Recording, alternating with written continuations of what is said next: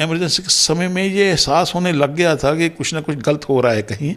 मेरी अपनी समझ ऐसी है कि इंदिरा गांधी को एहसास होना शुरू हो गया था कि कुछ ना कुछ कहीं कहीं गलत चल रहा है। तो मेरे ख्याल उन्होंने बड़े बोल्डली ये डिसीजन लिया, इलेक्शन के खुद ही करवाए, हालांकि पोस्टपोन कर सकते थे। इंदिरा गांधी बहुत कदर करते थे। कैबिनेट मीटिंग में इंदिरा गांधी जी जब तक नहीं आती, जब तक कि बाबूजी के साथ जब श्रीलंका में कोलंबो में उनको बट मारा था एक गार्ड ऑफ ऑनर में, तो मैं 1.5-2 मीटर तो उनके सामने ही।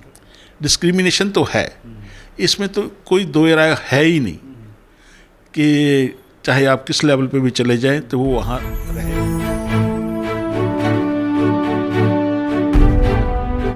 जय भीम, नमस्कार। मैं हूं अशोक दास। एक बार फिर से आप सबका स्वागत है। जब भी एक डिप्लोमेट शब्द हमारे सामने आता है, एक भारी भरकम शख्स की छवि हमारे जहन में उतर आती है। पीओ में टहलते हुए सूट-बूट या फिर दुनिया के किसी हिस्सों में देश की रणनीति बनाते हुए एक व्यक्ति की छवि हमारे मन में आती है। ऐसे ही एक डिप्लोमेट हैं हमारे साथ, एम्बेसडर रमेश चंद्र जी, जो 1984 बैच के अधिकारी हैं और तमाम परिचय हैं इनके। सर बेलारूस में भारत के राजदूत रहे हैं, इसके अलावा कॉन्सुल जनरल ऑफ इंडिया रहे हैं यूके, स्कॉटलैंड में, और भी तमाम परिचय है, जगह जगह रहे हैं, चूँकि विदेश सेवा में रहे हैं। सर आपका स्वागत है और आप खुद ही बता दीजिए कि आप कहाँ कहाँ रहे हैं। अच्छा, thank you very much, thank you. मैं जैसे आपने बताया कि कैरियर डिप्लोमेट हूँ, तो बहुत सी पोस्टिंग्स बाहर की हैं। असल में हम हर 2-3 साल के बाद कभी हेडक्वार्टर आते हैं, कभी बाहर रहते हैं, मगर मेरे केस में ज़्यादा ऐसा ही हुआ कि मैं ज़्यादा देर बाहर रहा। मेरी पहली पोस्टिंग थी, मैं 77 में शुरू किया, चाइना, बीजिंग, तब उसको पिकिंग बोलते थे। उसके बाद फिर मैं हेडक्वार्टर आ गया, फिर पीएमओ में मिसेस इंदिरा गांधी के साथ 1 साल रहा, पहले भी था। फिर मैं चला गया वहाँ से यमन, साना से श्रीलंका, कैंडी से फिर हेडक्वार्टर आया under secretary, deputy secretary eastern Europe desk पे। उसके बाद मैं चला गया स्वीडन के बाद सीधा अफ्रीका, जुगांडा, तब मैं वहाँ स्वीडन में लातविया भी देखता था। मैं फिर जुगांडा चला गया, जुगांडा के में हम रवांडा एंड बरूंडी भी देखते थे। उसके बाद फिर सीनियर हो गए थे ठीक, तो हेडक्वार्टर वापस आए तो मैं डायरेक्टर था सेंट्रल एशिया डिवीज़न का। उसके बाद मिनिस्टर काउंसलर होकर चला गया टोक्यो, मतलब दुनिया घूम चुके हैं। के बाद फिर हाँ टोक्यो के बाद गया प्राग, वहाँ मिनिस्टर था, एम्बेसडर थे वहाँ। मैं पहले से ही मेरी वहीं प्रमोशन हुई थी, और ये डॉक्टर जयशंकर जो भी विदेश मंत्री हैं वो मेरे एम्बेसडर थे।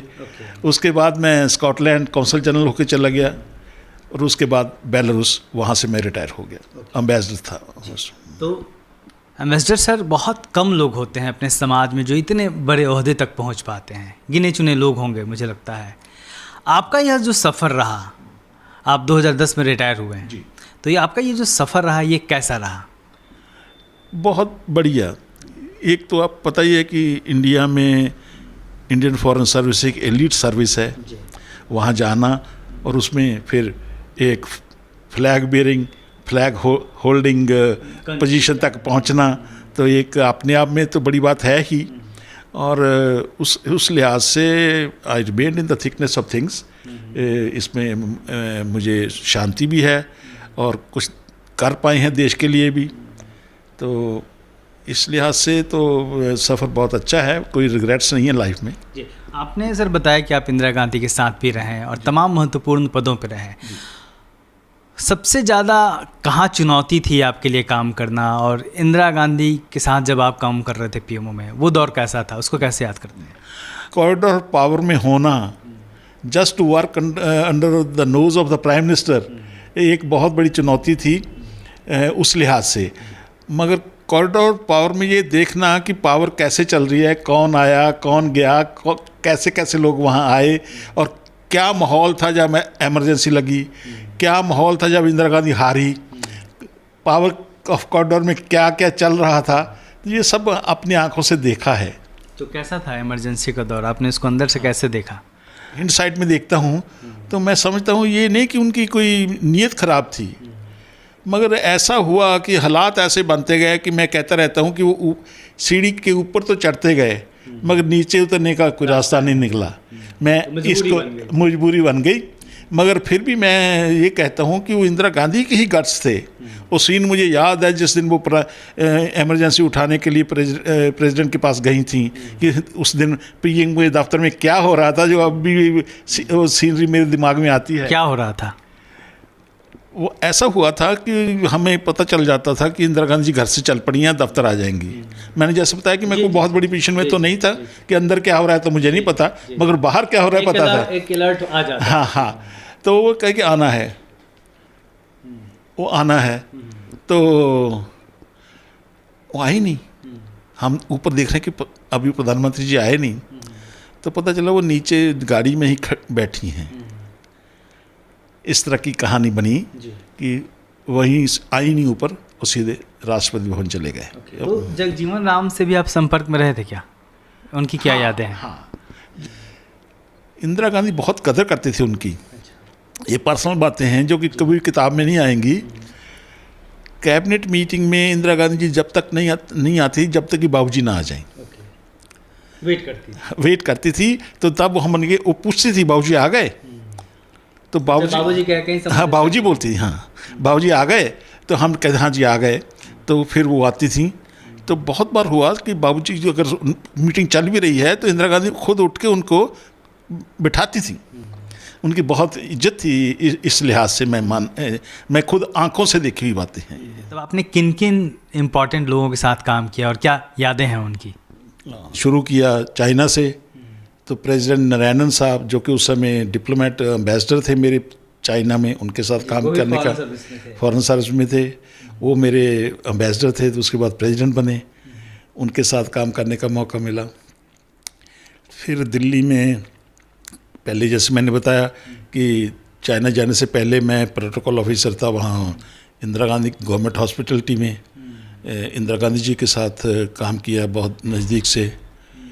फिर दिल्ली में वाजपेयी साहब के साथ कई बार मौका मिला क्लोज़ इंटरेक्शन में काम करने का, जब मैं सेंट्रल एशिया का डायरेक्टर था। इंदिरा कुमार गुजराल के साथ काम करने का मौका मिला। और ज्ञानी जैल सिंह जब unfortunately prime minister Indira Gandhi का असैसिनेशन हुआ तो ज्ञानी जैल सिंह साना में थे। तो मैं, बाकी सारे डेलीगेशन होटल में ठहरे हुए थे, मैं ज्ञानी जैल सिंह के साथ प्रेसिडेंशियल पैलेस में ठहरा हुआ था।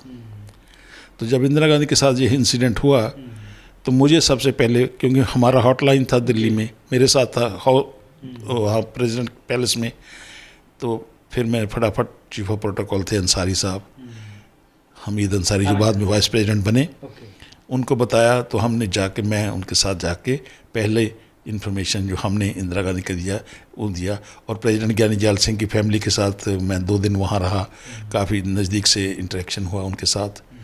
राजीव गांधी के साथ जब श्रीलंका में कोलंबो में उनको बट मारा था एक गार्ड ऑफ ऑनर में, तो मैं 1.5-2 मीटर उनके सामने ही खड़ा था, क्योंकि मैं मीडिया को इंचार्ज था, कंट्रोल करता था।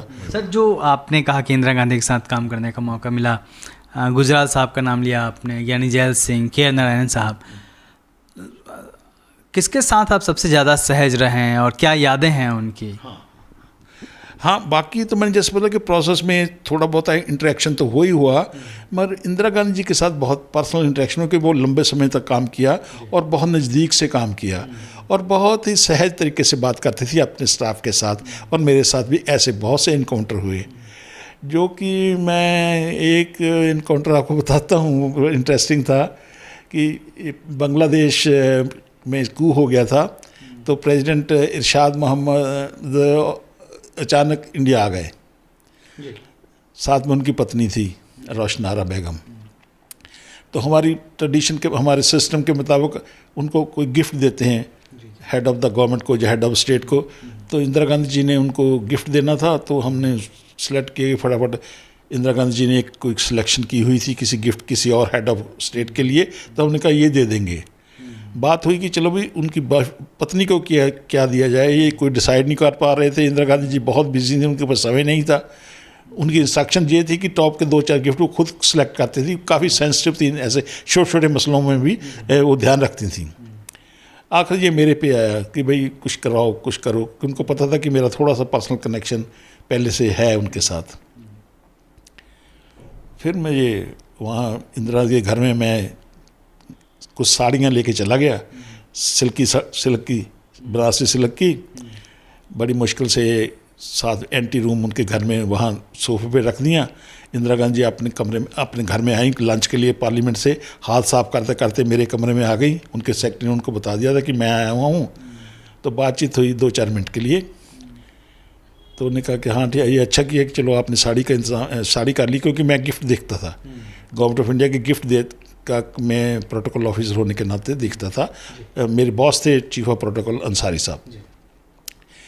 तो उन्होंने कहा कि हाँ ये ठीक साड़ी का अच्छा है, मगर उनका रंग कैसा है? तो मैंने कहा मैडम मुझे तो पता नहीं, मैं तो उनको कभी देखा नहीं है। तो खुद ही उन्होंने आपने अभी कहा हाँ बांग्लादेशी हैं, थोड़े से सांवले रंग के ही होते हैं, ये ले लो, एक साड़ी चूज कर। हाँ एक साड़ी ये ले लो। तो हमने साड़ी, मतलब ये बड़ा मसला जो था, हालांकि देखने को छोटा लगता है, मगर इंदिरा गांधी को अप्रोच उस समय करना, वो बहुत बिजी थी, बड़ा मुश्किल था। तो ये काम मेरे पे पड़ा और मैंने इस तरह से करके दिखाया।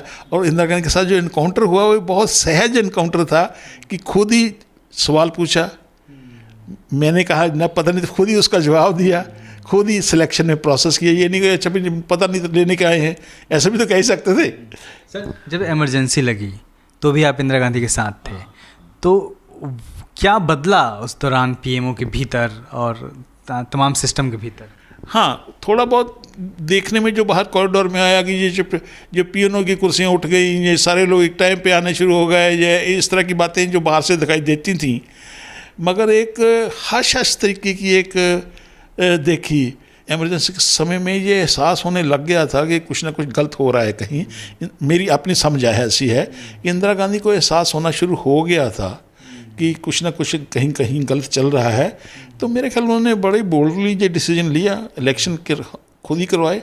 हालांकि पोस्टपोन कर सकती थी, कुछ और आगे शाबाशन और भी कुछ खींच सकती थी, मगर उन्होंने नहीं लिया। ये भी मेरे ख्याल उनका बहुत बड़ा बोल्ड डिसीजन था, एक अच्छी प्राइम मिनिस्टर होने के नाते।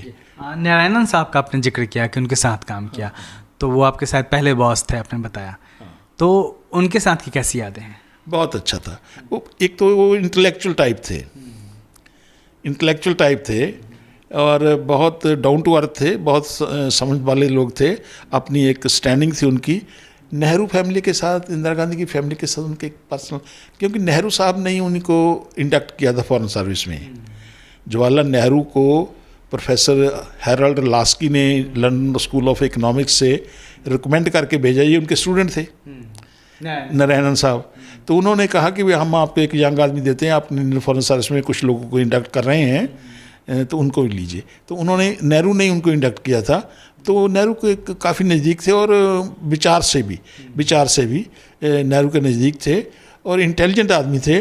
सर आपका बैकग्राउंड का क्या रहा? क्योंकि जैसा मैंने शुरू में ही कहा कि बहुत कम लोग इतने ऊंचे पैदान तक पहुंच पाते हैं ऐसी सर्विस में। आपका बैकग्राउंड कहाँ रहा, कहाँ से हैं आप, एजुकेशन वगैरह कहाँ से हुई आप? मैं जलंधर का ही हूँ। जलंधर में ही मेरी एजुकेशन हुई है, स्कूलिंग भी प्राइमरी लेवल से secondary, higher secondary and college, university level DAV college में पढ़ा और फिर एग्ज़ाम दिया यूपीएससी का। सर एक हर साल जब भी यूपीएससी का एग्ज़ाम होता है एससी एसटी समाज के तमाम लोग चुने जाते हैं जो उनका रिजर्वेशन है उसके हिसाब से, लेकिन टॉप लेवल, एक चर्चा रहती है कि टॉप लेवल तक जाते जाते जगह नहीं मिलती लोगों की। इतिहास गवाह है कि जो मुख्य सचिव होते हैं, जो इम्पोर्टेंट पदों पे बैठे हुए लोग हैं, वहाँ एससी एसटी के लोग नहीं हैं। तो क्या उस लेवल पे भी कास्टिज़म होता है, गुटबाजी होती है, क्यों नहीं पहुँच पाते? हाँ, जात पात तो है, डिस्क्रिमिनेशन तो है, इसमें तो कोई दो राय है ही नहीं कि चाहे आप किस लेवल पे भी चले जाएं तो वो वहाँ रहेगा। ये तो उनके साथ भी डिस्क्रिमिनेशन भी है। मैं इंडियन फॉरेन सर्विस के बारे में तो आपको आईएएस तो आईपीएस का पता ही है कि कितने हमारे कैबिनेट सेक्रेटरी बने हैं या कितने सेक्रेटरी बनते हैं या कितने, बहुत मुश्किल है, वहाँ तक पहुँच नहीं पाते, जहाँ बनाए नहीं जाते, जहाँ उनको साइडलाइन पे कर दिया जाता है। इंडियन फॉरेन सर्विस में भी ऐसा है। हालांकि वो बराबर पे आए हैं जो हैं, मगर वो अच्छी क्विटेड पोस्ट, जो अच्छे एम्बेसडर को, अमेरिका में एम्बेसडर होना या यूके में हाई कमिश्नर होना या जर्मनी में एम्बेसडर होना, बड़े बड़े स्टेशनों पे चाइना में एम्बेसडर होना या पाकिस्तान में एम्बेसडर होना, अभी तक हमारा आदमी कोई नहीं वहाँ लगा। आपने इतना लंबा वक्त बिताया ब्यूरोक्रेसी में, आपको किस लेवल पे एट्रोसिटी झेलनी पड़ी? आपको कब लगा कि हाँ मुझे जहाँ पे होना चाहिए मैं नहीं था, या फिर आपको पीछे करने की कोशिश की गई? फ्रैंकली मेरे साथ ऐसा नहीं हुआ, सच्ची बात है। मैं कहना चाहिए कि मैं लकी रहूं इस लिहाज से। आपने जैसा कहा कि आप लकी रहे हैं, आपको नहीं मिला, लेकिन आपके वक्त में तमाम लोग होंगे जिसको आपने करीब से देखा होगा, जिनके साथ आप उठते बैठते होंगे, आपको लगा, महसूस तो हुआ होगा कई बार कि हाँ गलत हो रहा है। जिन लोगों को ऊपर जाना चाहिए था, जिन लोगों को अच्छी पोजीशन मिलनी चाहिए थी, जिन मेरे कोलीग्स को जो कि सीनियर लोग भी हैं, उनको एक अच्छी पोस्टिंग मिलनी चाहिए थी, वो नहीं मिली, वो नहीं दी गई। ये मानना तो पड़ेगा, ये है, ऐसा तो है, हुआ है ऐसा, और अब भी होता है, अब भी होता है। रिजर्वेशन से जो लोग भी सरकारी नौकरी में पहुंचते हैं, अधिकारी बनते हैं, कहीं ना कहीं एक तरीके से चूँकि वो रिजर्वेशन के थ्रू पहुंचते हैं तो सोसाइटी को भी रिप्रेजेंट कर रहे होते हैं। जी। आपने अपने जीवन में नौकरी में रहते हुए ऑप्रेस्ड क्लास के लिए क्या किया? हाँ, मैं जैसे तो कि मेरा जो बैकग्राउंड है, पहले से ही मेरी फैमिली, मेरे ग्रैंडफादर, मेरे फादर अम्बेडकराइट विचारधारा के रहे हैं, तो एक जज्बात था, एक कम्युनिटी का फीलिंग था, बिलोंगिंग था। जैसे अम्बेसी में हूँ, कोई गरीब आदमी आ गया, कोई मेड आ गई, कोई मैं लेबर ओरिएंटेड स्टेशनों पे भी रहा हूँ कि उनको कोई पूछता नहीं है, मगर मैंने उनको ये फीलिंग करवाया कि नहीं, आप आइए, आप मुझे अपना दुख बताइए, आपकी परेशानी बताइए, बैठिए, ये आप ही का दफ्तर है।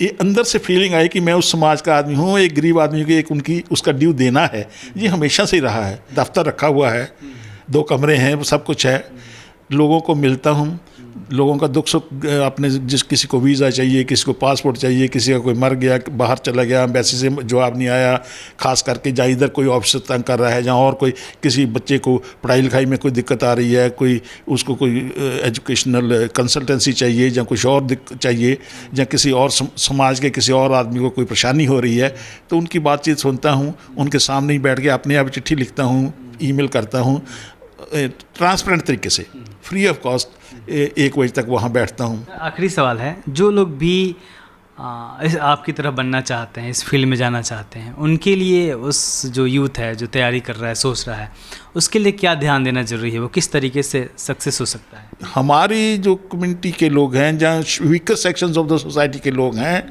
खास करके उन लोगों में को अभी भी कोशिश करनी चाहिए सिविल सर्विसेज की।